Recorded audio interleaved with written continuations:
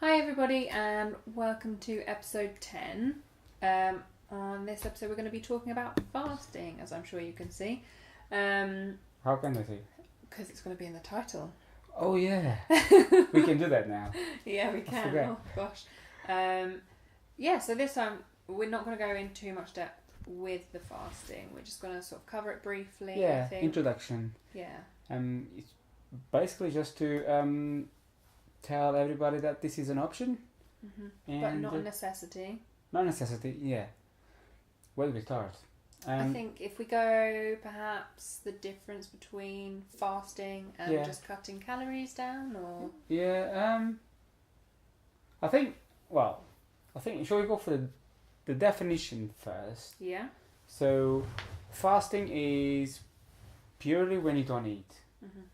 And that's it, you know. It's the easiest thing to do is to don't eat. And it's been done for millennia by almost every religion in the world has fasting periods, because fasting has always been seen as a healing process. And interesting, we seem to have forgotten about that, because that's what actually fasting allows our body to do. It's sort of a healing. So fasting is when you don't eat. That's about it, really. I'm trying to think of something else that could justify fasting, but yeah, that's it. Yeah. So fasting, plain and simple, is just water. But when people say things like they're doing an egg fast or it's not really a fast. It's not a fast. I think they just what's the word I'm looking for? Categorize it as a fast, just to emphasize the fact that they're not eating anything else but what they eat. It's really quite stupid. You say, I'm doing an egg fast, but you're not fasting, not eating eggs. You're eating eggs and fasting on everything else. It's you could say you're doing a fat fast. You're just eating fat, for example. Meat fast. I'm doing a meat fast. So, but yeah. Fasting is when you don't eat, and we naturally don't do that. We naturally don't eat for at least 6, 7, 8 hours, for however long you're asleep. Mm-hmm. So the body does that, and this is the time when the body goes deep into ketosis. It's when we fast. Okay. Yep. And actually, I think that almost all diets say that sleep is the most important thing for a diet, and I think as well that is due to the fasting process in a lot of diets. But that is a contributing factor. That and the fact that it helps the body reduce the stress levels, internal stress. Okay, so what's the difference between obviously fasting and just cutting your calories down? Obviously it's not eating, but why does it have a different effect? The difference is to do with the metabolism. So when you count calories, when you restrict calories and you eating throughout the day, the body doesn't see that as you being food deprived. It just sees that as being is that you're eating less, therefore it needs to conserve energy. And what that tends to do, and that is the reason why counting calories doesn't work long term, is what that tends to do is the body will then reduce the metabolism in order to save energy. And you probably will find that if you count in calories, you will lose a amount of weight in the beginning, and then eventually it slows down, and you will stall for a long period of time, and then it's very hard, and you're constantly hungry and miserable. It just unsustainable long term for the majority of the people. Fasting, it's jumping that hurdle. It's basically will tell the body that there's no food whatsoever, so the body does exactly the opposite. So rather than preserving energy, the body will expend more energy. And this is where it's very interesting, because if you think about it, as a species, we wouldn't have survived if by the second day we couldn't find food, our body went lethargic and it couldn't move and no energy. Oh, I'm so weak, I couldn't do anything. It's exactly the opposite. Is the body will just release boosts of energy so that you can go and catch your prey. So it's when you don't eat that you actually feel more energetic. And I know that for a fact, because I went to the gym when I was fasting for long periods of time. So by the third day, by the fifth day, my energy levels was through the roof.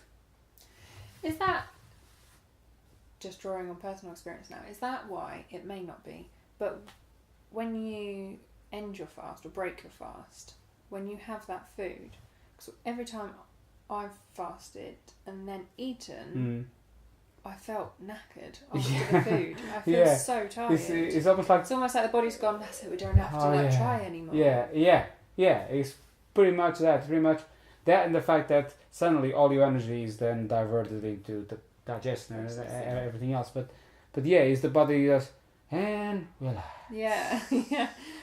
And now you have food, now you can sleep, now you can rest. The sort of evolutionary sort of signal that your body then, okay, we have food now. Because what happens essentially is that your body will release the growth hormone in order to sort of feed the muscles. So basically, in fact, a lot of bodybuilders use this technique. So they don't eat for a certain amount of the day. They go to the gym fasting in order the muscle be at the maximum efficiency in terms of growth. So yeah, that's how you get all the energy. And yeah, fasting versus calorie restriction, it's simply, when you restrict calories, the body wants to save all the fat he can get. When you fast, the body will just, we need all hands on deck, and it just diverts all energy to go and get food. So when you are fasting, are you hungry? Do you feel the hunger pangs? You do, and the first 24 hours of fasting, if you do a longer fast, the first 24 hours of fasting are perhaps the hard ones, and they are mainly because of habit, because the body doesn't know how long the fast is. So the body is likes habits. The body likes stabilization. So is used to eating at certain times of the day. So at certain times of the day, the hormone in charge of making you hungry, the ghrelin, will be sent out, and you will feel hungry. And it actually comes in circadian rhythm. So you'll feel hungry. Half an hour later, if you don't eat, you'll be fine again. So you just have to conquer those points. But yeah, you will feel hungry at times. By the third day, you're fine. Honestly, you've never done 3 days. No, I did 2 days. Yeah, some people say that 2 days is better than nothing, but it's almost pointless doing 2 days, because you're doing just get into. Yeah, exactly. You almost, it's almost like running the marathon and then stop at the last, because the majority of those benefits, the growth hormone and autophagy, which we'll talk in a second, that will be at the highest from the, I think, from the third day onwards. So I think the thing, because what I originally planned to do was to do 2 days, then build it to 3 days, 4 days. But genuinely, the eating at the end makes me feel so knackered that, like, I enjoy the feeling when I'm fasting. I don't really feel like I'm missing out on food or anything like that, but it's the end when I eat and I just feel wiped out, and I don't like that feeling. Because I think, I could have gone longer then. I should have just kept going, but I try and be quite structured with it because I think it has the potential to. I could probably just keep going. Keep going. It is a bit scary because it goes against everything you've been told.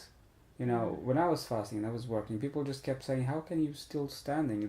Don't you feel dizzy? Well, how about your sugar levels?" The reality is, because you're keeping your blood sugar low or stable, and then the body is happy to work around it. In fact, the body can make its own glucose if it needs to. So it's the up and down in blood sugar levels that makes you feel dizzy, not eating. It's the sugar crash. The drop. Yeah.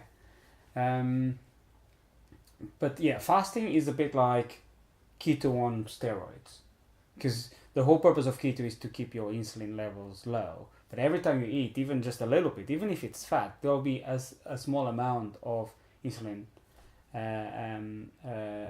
secretion. Fasting allows you to go the extra mile. You just, And so you mentioned that everybody fasts. Yeah. While we sleep. Yeah. So there are many different sort of patterns of fasting, aren't there? Or eating windows you can use, or you can do. Yeah. Intermittent fasting. Yeah. In particular is used.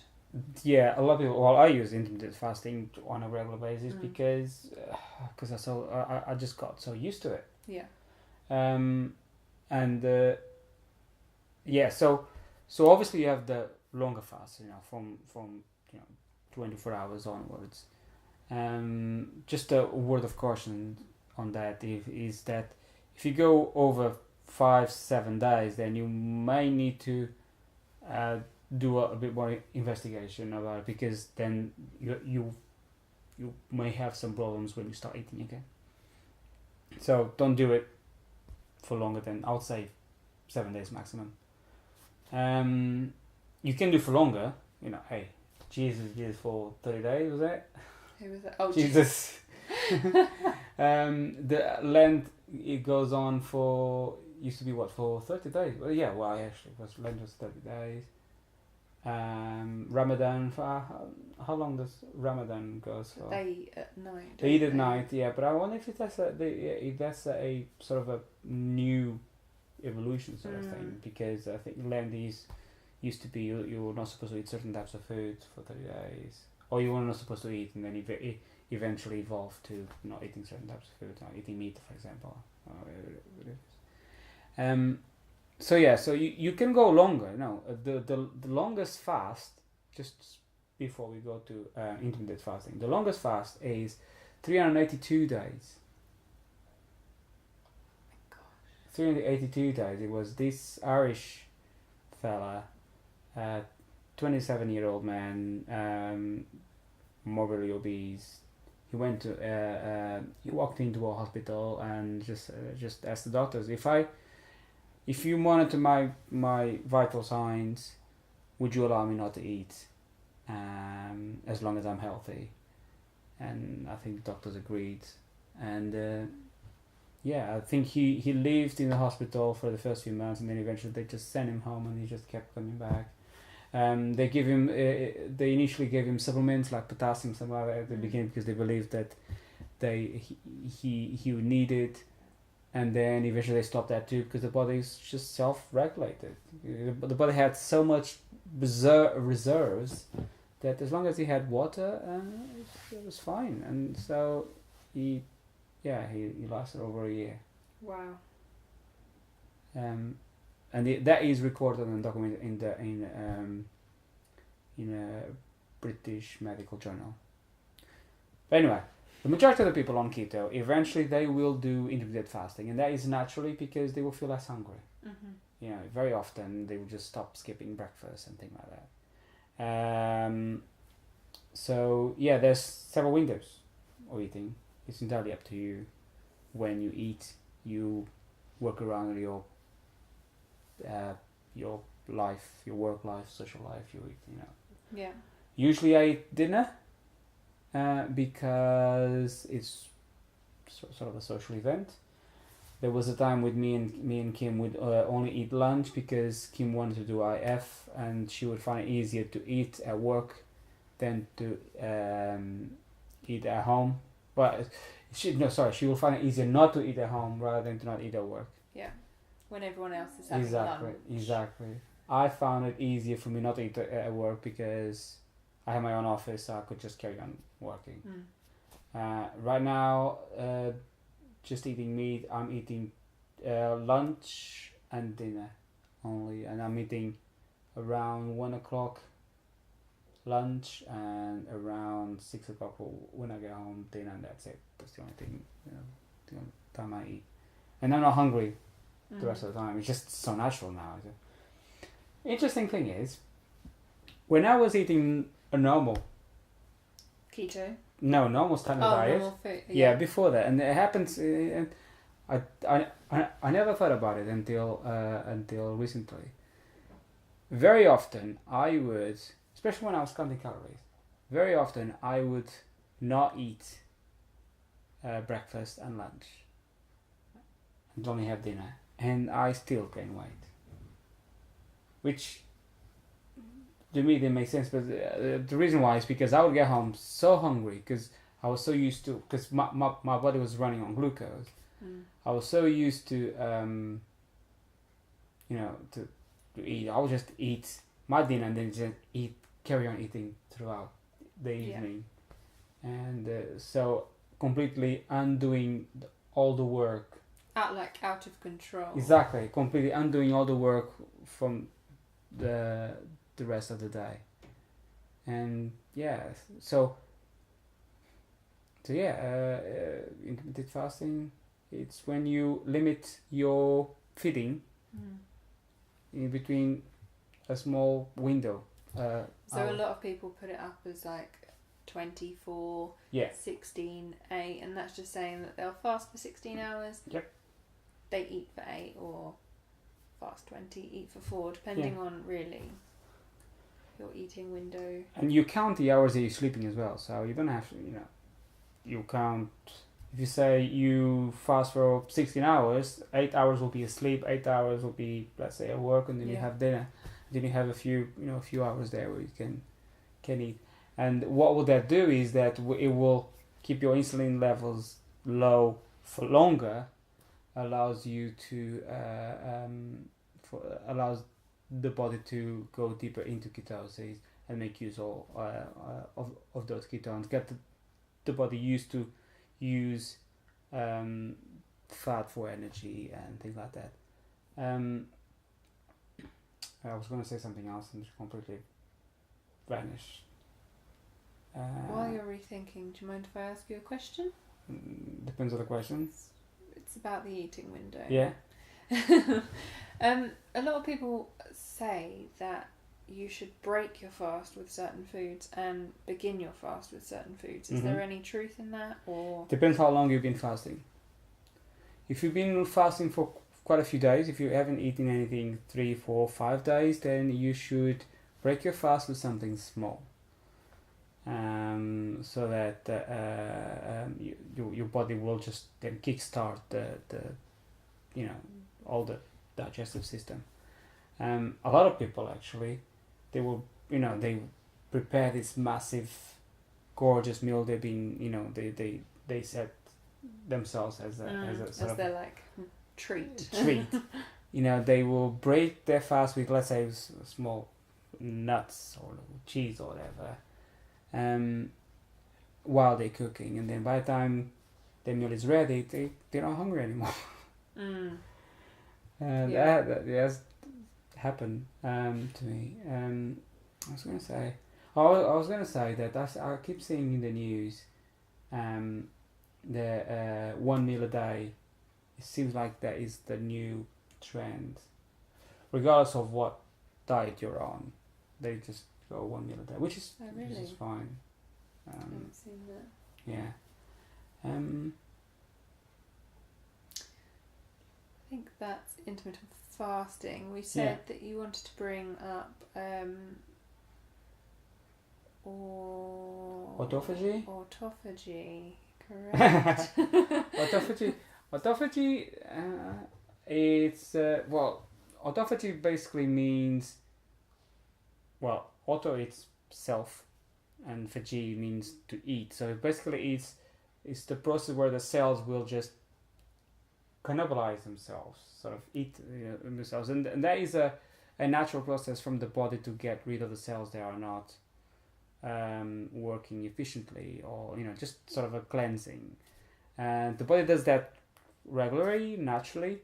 What fasting allows it to do is to do that quicker and more efficiently, and it's it's common sense, really. The body has a limited amount of energy. Most of the resources are being diverted to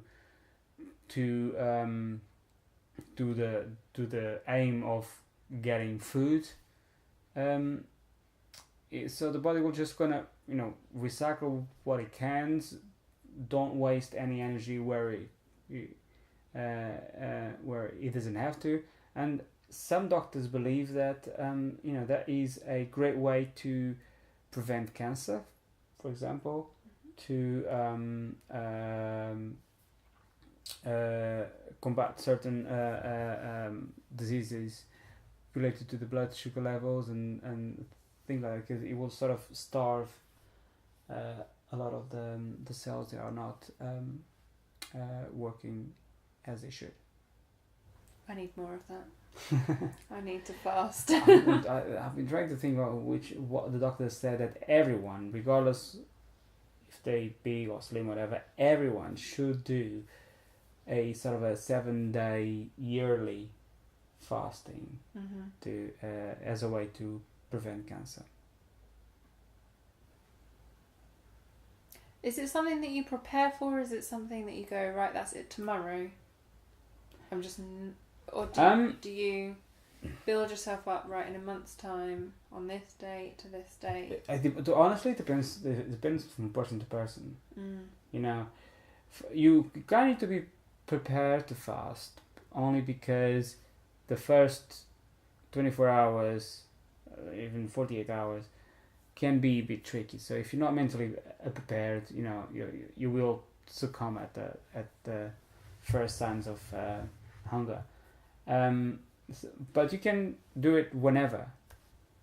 The one thing I would say is that if you do fast, just remember to feast before you start your fast, and that's so that you give your body plenty of food, so that the body knows that there's I've got plenty of energy here, so it won't start of restricting your energy levels.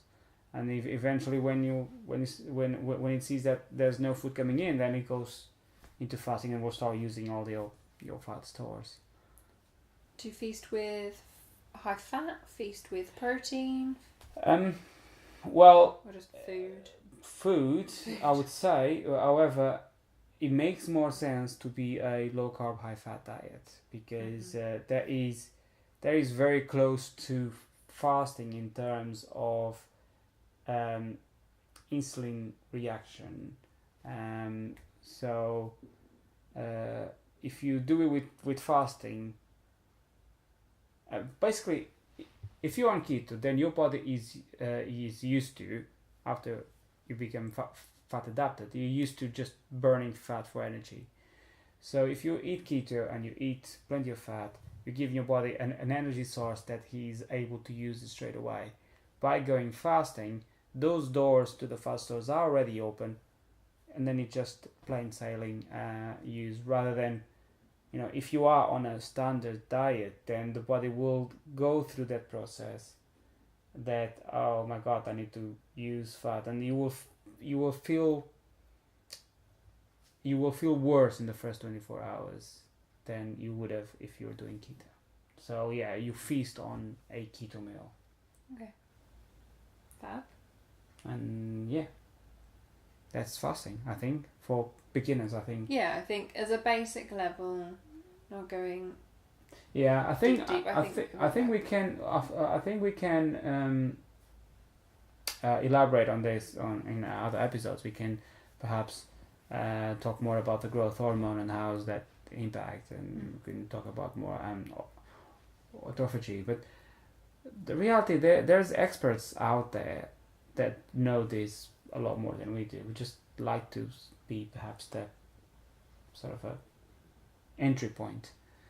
Dr. Jason Fung is perhaps the authority in fasting at the moment, because he's been involved greatly and using fasting as a way of curing diabetes. So what he actually recommends to his patients is a low carb, high fat diet and fasting, as a starting point. But yeah, Fabulous. yeah. I think that's Okay. absolutely everything for this video that we needed to cover. I think so.